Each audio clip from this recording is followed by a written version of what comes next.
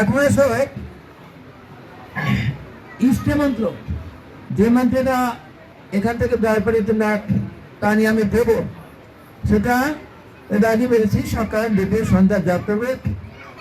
আর এই মন্ত্র এখন আমি কানে দেব, খুব অস্থির চিত্ত চাঞ্চল্য করবে না, এটা খুব বিরতি পেল, ধীরে স্থির ভাবে আমি কানে দেবে, সেটা সুন্দর করে মনোযোগ সদস্যকে আমি 3 বার বলবো, যাতে করে হঠাৎ একবার বললে তাতে তোমার খেয়াল থাকছে না। আমি 3 বার বলতাম, কিন্তু এই মন্ত্রটা দেখো আমি 3 বার বলে দিলাম। তারপরে যদি তোমার দেখো যে ভুল বলেছে, তাহলে বেরবে, কিন্তু আমি 3 বার বললে আশা করি তুমি মনে রাখতে পারবে। এটা নর্মালি আর আমার সঙ্গে কথা বলবে না। মন্ত্রটা দেখে আমি কানে দেব, এই মন্ত্রটা কাউকে কিন্তু বলবে না। স্বামী স্বামী স্ত্রীকে বলবে না, স্ত্রী স্বামীকে না, ছেলে বাবাকে নয়, বাবা ছেলেকে নয়। যার যার মন্ত্রে শেষে মনে রাখবে। একজন বলবে না 1 নম্বর, 2 নম্বর এই মন্ত্রটা তোমাদের নিজস্ব করে কাগজে লিখবে না, কোনো খাতায় দোকানে লিখবে না, লেখা যাবে না, লেখাও যাবে না, কাউকে বাড়া যাবে না, মনে রাখতে হবে।